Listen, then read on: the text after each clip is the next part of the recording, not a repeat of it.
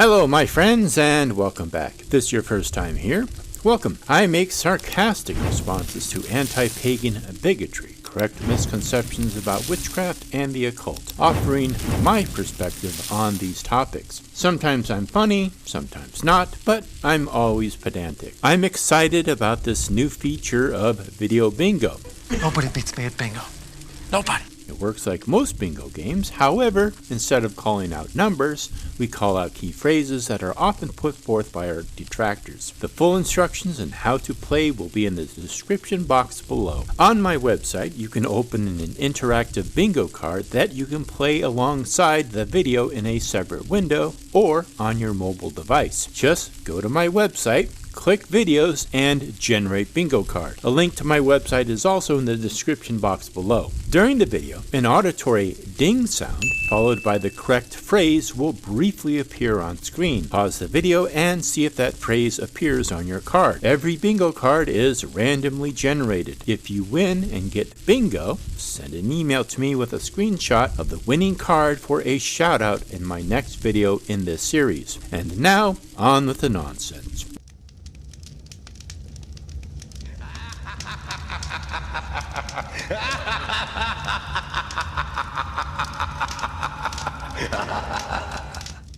Not sure if you have heard of the 2025 book Pagan Threat by Lucas Miles. He conflates modern neo-Paganism and even pre-Christian cultures with that overly used, ambiguous word, woke. That's right, the word that wears more weird hats than a gathering of cardinals being used to describe modern magical and religious traditions of today. Lucas Miles is completely ignorant of what modern-day pagans actually believe and makes a horrible poisoning the well argument that wokeism, word being tossed around in right-wing circles like a beach ball at spring break, is nothing more than a Trojan horse to somehow corrupt the church? I chose to introduce this series starting with an interview he gave at a Turning Point USA event. During this interview, he gives a very sanitized version of what his horrific, fallacious argument is for any actual pagan threat. He is completely ignorant of the evolution of modern pagan, occult, and witchcraft practices that ebbed and flowed over the centuries from the early pre-Christian times in Europe to the Renaissance of the 15th century, the 19th century revival, and into today. Not surprisingly, he does not address the mass murder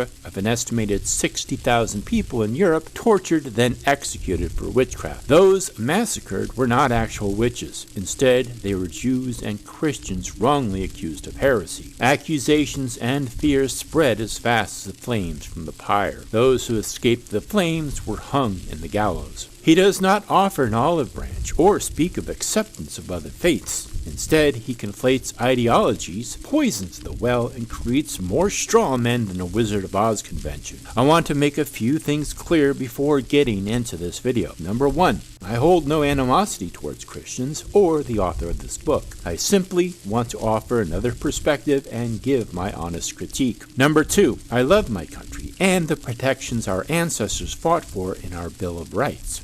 Namely, the First Amendment that protects religious freedom, the freedom of speech, and the freedom of the press. And finally, number three, I will be using AI's version for the definition of the term woke. Its response. Originally, the term woke meant being informed, alert, and critically aware of inequality. As the term spread, its meaning broadened and then split into a few different directions. One, positive, in-group usage, earlier and still present. Among people who use it affirmatively, woke still means being socially conscious, aware of issues like racism, sexism, LGBTQ+ rights, and other forms of inequality. It implies a kind of moral and political awareness. Number two, ironic or critical usage, mid to late 2010s and onward. It started being used sarcastically, even by people who broadly agree with progressive ideas, to criticize what these see as performative activism. For example, someone signaling virtue online without meaningful action. Number 3, predominantly negative political usage, late 2010s to now. In current mainstream discourse, especially in political culture war context, woke is often used as a pejorative. It can refer, depending on the speaker, to overly rigid or dogmatic social justice views, excessive political correctness, institutional or corporate messaging, seen as ideological, a broader cultural shift towards progressive values that the speaker opposes. That's the end of the AI response. I will mostly be using the term woke in its positive form. Lucas Miles uses the term woke in its negative form. With that long introduction out of the way, let's get into an interview with Lucas Miles, author of Pagan Threat. To those playing along, best of luck. I hope you enjoy. And I think we have a lot of Christians who have this tremendous opportunity here in America. I mean, you think about Christians in North Korea or Christians in China in the underground church. Just because there's religious persecution in other countries does not mean we should endorse or support religious persecution here. If they thought for a second that they had an opportunity to influence their government with the gospel, do you think they would take it? I think absolutely. I think they would take the opportunity to change their government, but I don't think it would be through the influence of the Christian Gospels. They might want to do it through their own religious tradition of Chindoism, or maybe Korean shamanism, which is illegal. But neither Buddhism or Christianity is illegal. Christians today that have just taken for granted the liberties that we have. You have the same religious liberties as I do. I don't want a statue of the Ten Commandments in front of my local courthouse, and I do not want to have a statue based off Eliphas Levi's Baphomet in front of it either. I support that church and state be separate. If Christians insist on having a statue of the Ten Commandments, then we should allow statues of every other faith to have theirs. That's equality, not inequality. They're burying those talents in the ground. It might be their vote, it might be their engagement, it might be their voice, and they're not using those things. You know, we have 50% of Christians that aren't voting right now. Yeah. That's 50%? About 50% of the church right now is not voting, or not engaged, or saying things like, "My faith doesn't impact my vote on any sort of level," and that's concerning. Which is it, Lucas?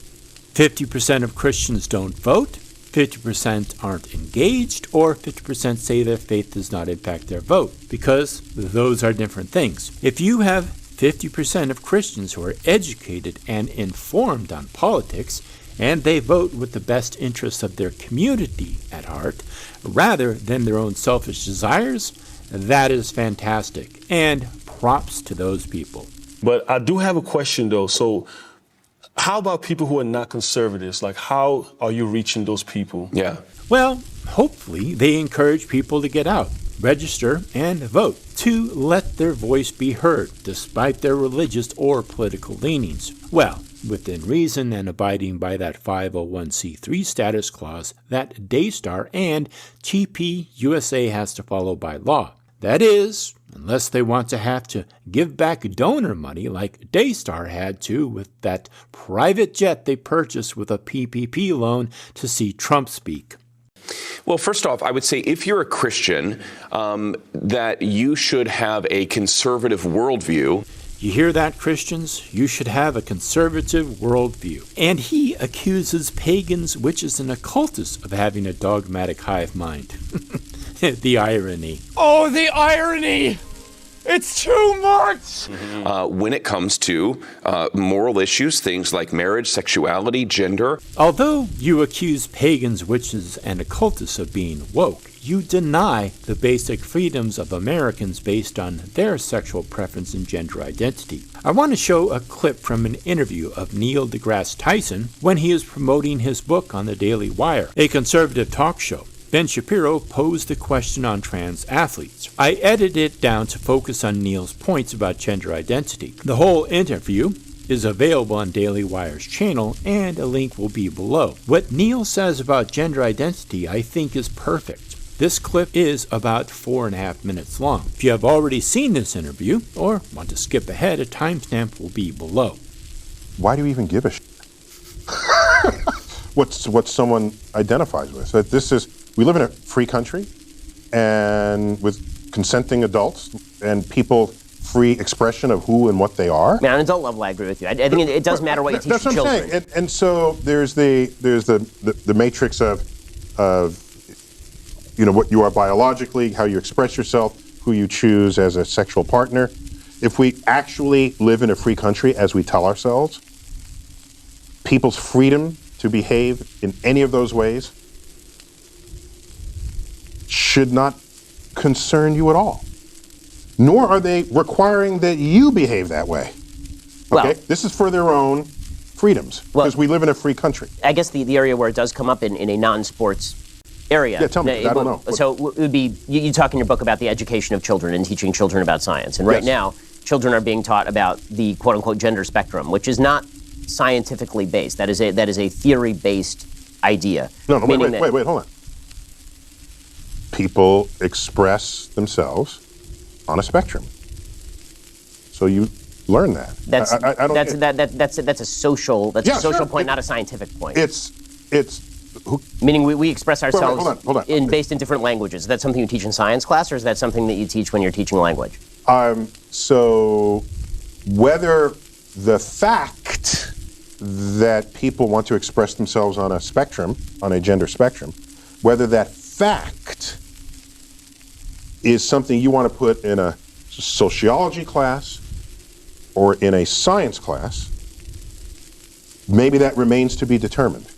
But it is a real fact about real society. Well, of course, nobody's denying that people identify how they want to identify. So the question is, what is the relationship of that to biology? Meaning that the argument is made that trans women are women, for example. And what that seems to mean is that trans women are identical to women. Now, if people want to say trans women are not biological women, obviously that is the case. But people don't seem to want to say that, although that is obviously scientifically true. Trans women are not biological women. Biological women are biological women. But where are you going with this? What are you trying to accomplish by asking yourself, is it science or is it not science? It's people in society. But this is a perfect example of an area where suddenly it doesn't matter to say things that are just true.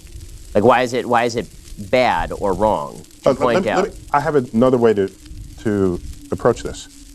I care what is objectively true in the world as a scientist. But let me not say even as a scientist. I just simply care what is objectively true. And science happens to be a pretty potent path to invoke, to find out what is true. And so if people express themselves on a gender spectrum, and that is an actual thing in an actual society, if we have not fully explained that scientifically, that's an interesting frontier to study. If you want to say it's only sociological, then it's the purview of the social sciences. I don't care who studies it. It's an interesting fact about society that's worth learning about. To fight someone and say, it's not biological, it's just your this, it's real and it's there. Well, because it's real because it manifests. But if you study some topic that's a hot button topic and you bring scientific methods and tools to it, we don't trust, I'm interpreting here, I think we as a society don't trust that people in charge in a free country won't try to legislate something that will constrict people's freedoms in the face of that information. I think that's the fear. Well, isn't that... It's a fear. I mean, and isn't that... We don't trust our own ability to govern ourselves in the face of what could be some information relative to other kinds of information. Isn't that a bit of a problem? Yes. Yeah, it's not. It means it's not a free society. It's not a society of free inquiry. I think that Neil deGrasse Tyson sums up several important points. Gender identity is a fact. If we are a free society, then gender expression is a freedom. Trying to get Big Daddy government to come in and referee is dangerous. It's very, people ask me all the time, can you be a Democrat and be saved?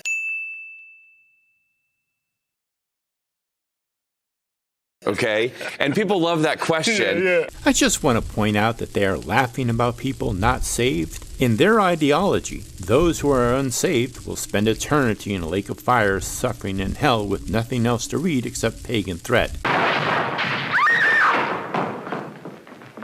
And I like to flip it a little bit. I would always say, I think it's very difficult to align yourself with a leftist political party and be a disciple. A disciple of Christ can't be socially aware of issues like racism, sexism, LGBTQ plus rights, and other forms of inequality. They can't have moral and political awareness. I have yet to see where in your Bible that it reads you have to be racist, where you have to be sexist. Yeah. I'm not going to, I'll leave the salvation part up to God. That's not my part. But I would say it's very difficult to be a disciple. Why? Because you have to ignore what the scripture teaches about marriage, sex, gender. If you want to follow a verse translated into multiple languages from thousands of years ago without understanding its full context at the time, nor accepting cultural changes, that is your business. But don't impose your desire on others. Even the nature and the order of government, the order of the family, all of those things are cast aside within leftist movements. And so, look, I hope that people on the other side... We really need another burning bush revelation. Lord Jehovah has given unto you these 15... 10 commandments. And we're trying to win people over through reason, through logic, and ultimately through the Word of God. You know damn well you aren't using reason and logic. You are using semantics and a faulty sales pitch. Any reasonable person would seek evidence for the proof of a deity, and any logical person would come to the conclusion that the Bible was obviously written by men. And even as you're talking, I'm thinking of like Elijah and Jehu. Who? Jehu. Jehu. Jehu. Jehu who? And I'm feeling like, hey, maybe like God is calling you to be that Jehu, to dismantle things that have been put in place that are not of him, you know, and you're having that aggressive approach, this massive growth, you know, so that's just Appreciate a beautiful thing. You know, absolutely. Thank you. He just compared him to Jehu for having an aggressive approach to what? To dismantling other faiths? And Lucas, in turn, took that as a compliment and thanked him for it?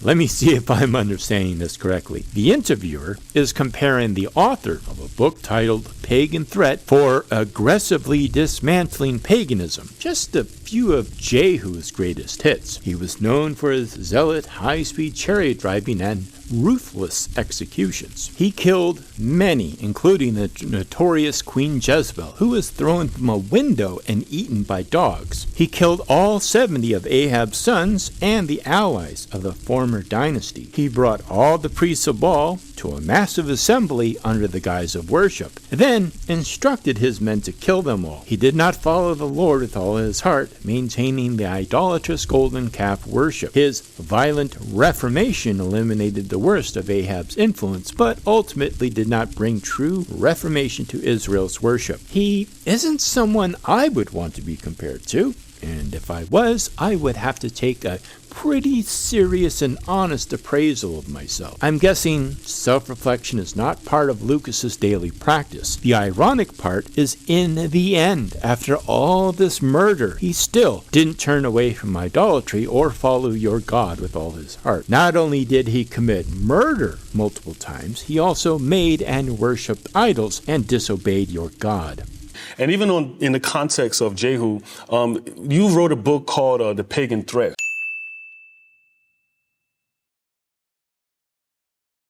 Yeah. Correct. So what is some Don't feel bad about laughing. When I first came across this book, I laughed my ass off too. The idea that such a tiny minority of various pagan faiths and beliefs would be a threat is ridiculous. All so-called pagan faiths, Druids, heathens, and witches make up about 0.3 to 0.4% of U.S. Americans, compared to an estimated 62 to 65% who follow some form of Christian faith. That's like a 6-foot-tall man feeling threatened by a mouse. Rituals, things going on in the church that you want to really, make sure people are not getting involved with. Yeah, because so many Christians are secretly running off to offer up honey and olive oil to Zeus.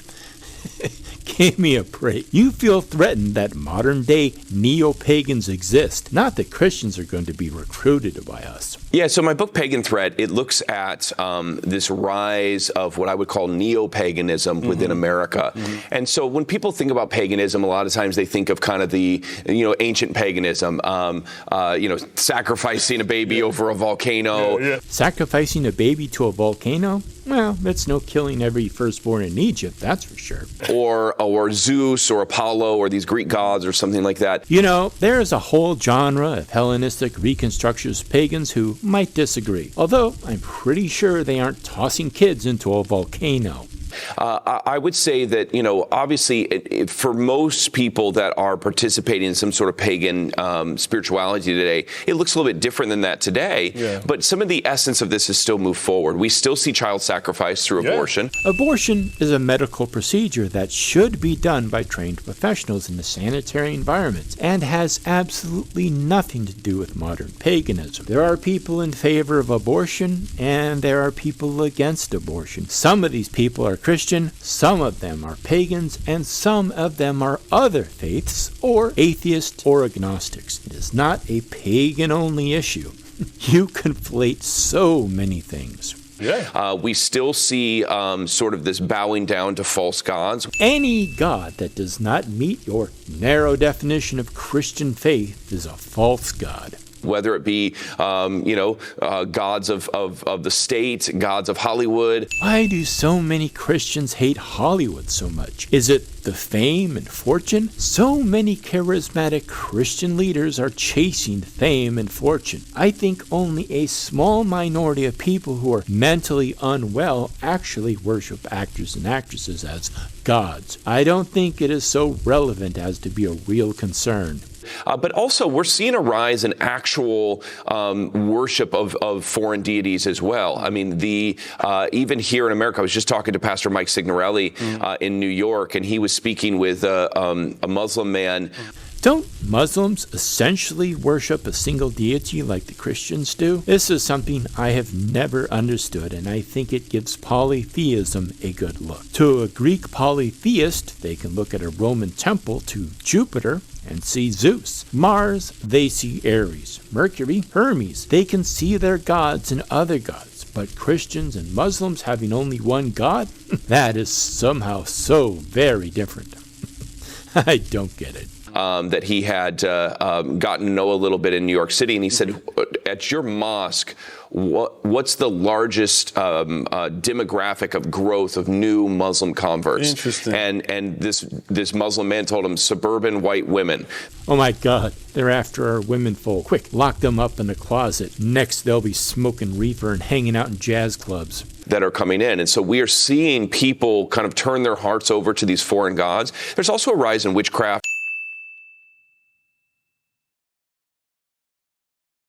Occultism. No offense there, Mr. Miles, but you're arriving to the party a little late. Interest in all things occult has always been around in some form or another. The 15th century saw a rise in interest in natural magic, alchemy, astrology, and magic. The early 19th century drew an interest in esoteric pursuits with Rosicrucianism, Druid orders, and magical organizations such as the Order Templi Orientis and the Hermetic Order of the Golden Dawn, and the 20th century saw a rise in witchcraft. Studying the occult is not competing for converts, nor is witchcraft or the various pagan faiths. We're not standing on the street corner with a bullhorn screaming into the ears of passers-by, nor are we handing out pamphlets warning people of eternal damnation if they don't accept our particular brand of salvation. Yeah. And in the book, what I'm looking at is not just paganism itself, although that is certainly concerning, but there is this hybrid that's happening. It's where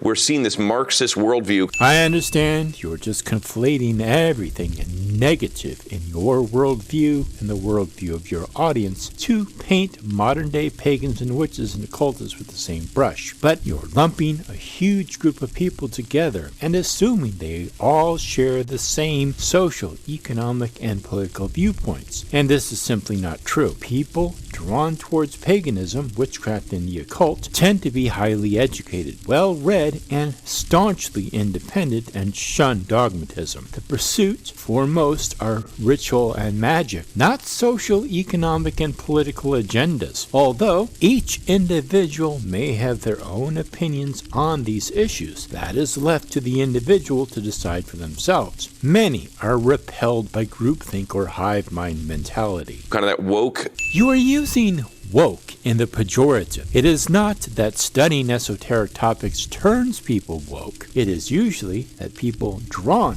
towards esoteric topics tend to be more socially aware and sympathetic to human suffering. Our heaven is here and now.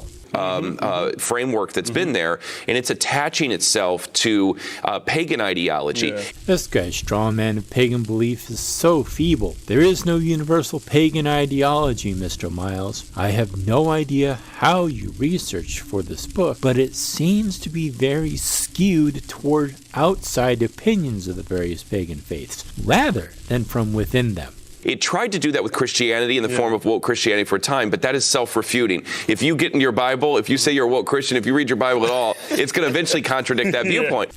Christianity is not socially aware of inequality, morality, and political awareness? Well, that explains all the private jets and mansions owned by charismatic leaders. Let the hungry feed themselves. Let the naked clothe themselves. And the sick? Well, they can just cure themselves. The less fortunate should just become more fortunate. Yeah. But paganism doesn't do that, and so Marxist ideology with paganism works better. So that, we call that the Red-Green Alliance. We're seeing that with Islam and Marxism. We're also seeing it with witchcraft and Marxism. Yeah. Didn't you just say this? Even witches are going to have different opinions on social, economic, and political positions. There is no universal dogma among witches. And why are you bringing Islam into this? I guess to you, everything that is not your brand of Christianity is by default pagan. Especially among young teens. I don't know if a disproportionate number of teens are getting into witchcraft. I'm going to assume, based on the religious makeup of the United States, that 63 to 65% of households are raising their teens in a Christian household, and 0.3 to 0.4% of households are raising their teens in a pagan household. Regardless, if a teen wants to explore witchcraft and they find it resonates with them, so what?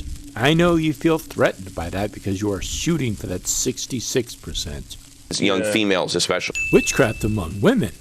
Well, yeah, duh. European witch craze ring a bell? Women are obviously more susceptible to being tempted by the devil. Haven't you heard? The dark side has cookies. Women love cookies. No, absolutely. It's definitely prevalent in Gen Z. Yeah. And I'm not sure if this is correct, but I heard you found like crystals, tarot cards, a whole bunch of stuff in church. Lions and tigers and bears. Oh my! Lions and tigers and bears. Oh my! Crystals and tarot cards? Oh no, it's worse than I thought. Call the exorcists. Hose down the rectory. Destroy the chapels. They've been tainted. Crystals can be worn for decoration and adornment. They are not always used for a magical purpose. And divination, such as casting lots and dream interpretation, is performed in the Bible. I highly doubt tarot cards and crystals are a huge problem in the church. Converts aren't kneeling before a pew having to wade through them. Nobody's opening up a Bible to Revelations seeing the judgment card from a Rider-Waite Smith deck. Was that by, like, what was the demographic in there? Yeah, so, I did a lot of, and I'm kind of glad that I'm done writing this book because I was reading all these materials that were really dark kind of in preparing for this. And oh, yeah, it's so dark reading about modern paganism, tarot cards, and crystals. Save your ham-fisted attempts to make paganism look like something dark. All those pagans dancing around a maypole or casting a circle in the forest. Oh, the horror. Next, they'll be making incense and baking llamas bread. This guy is so over the top, it's hilarious. And, there is, when you look at, millennial and Gen Z women especially, there's been a big culture of, like, burning sage to clean evil spirits. These Christian bigots sure like to emphasize burning sage. Like, that's all pagans are doing. Standing around burning sage. I think I have burned sage once. I much prefer my own blends. Purifying an area by fumigation and burning incense is not to keep evil spirits out. It marks a time and place as sacred. So we see people that are kind of have one foot in the church and one foot in the occult world with that. I agree. They should have both feet in the occult. Why do you constantly conflate New Age practices with occultism? You do realize there's a whole wide array of various practices by different traditions, beliefs, and ritual depending on the individual, right? If you really want to understand the various practices, then treat each of them in their proper context. You want to lump all these various individuals into a neat little box and claim that the entire box believes X, and it's just not that simple. Yeah. Even things like the Enneagram, which a lot of Christian leaders have used.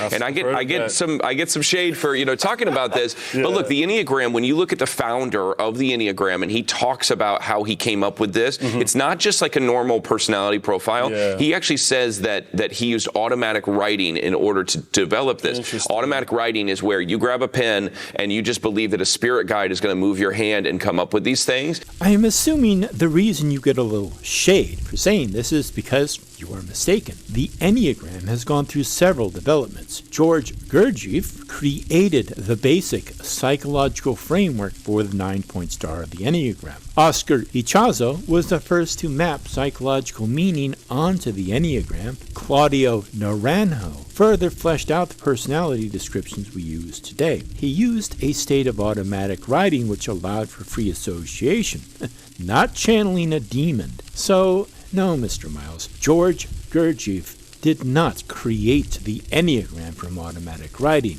The entire Bible is supposed to be divinely inspired. Many characters from Abraham to Moses either spoke with God or received divine revelation from him. And yet, you don't question that. But a trained psychologist writing free association must be demonically influenced. I understand you hold other faiths and beliefs to a high standard. Why don't you hold your own to the same standard when it comes to divine inspiration?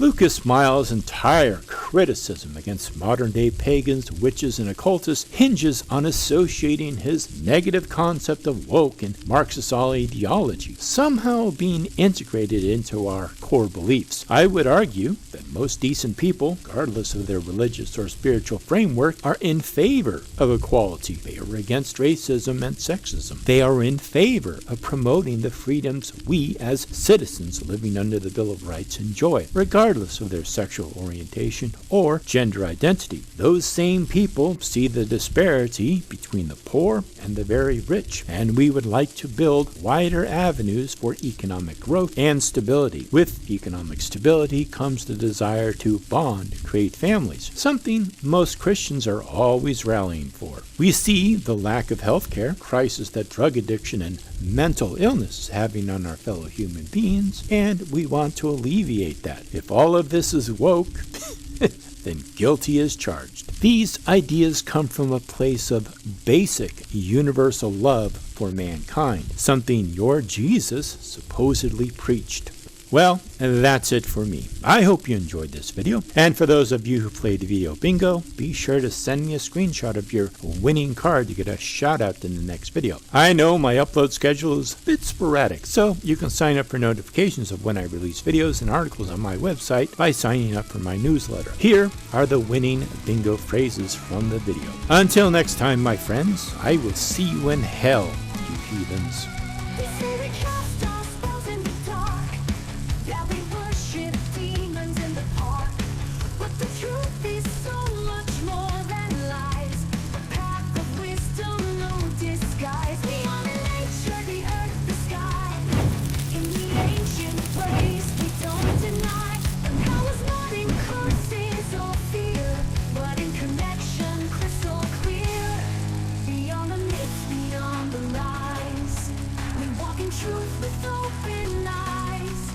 Not your shadows, but not your chains. We rise in love, not in pain.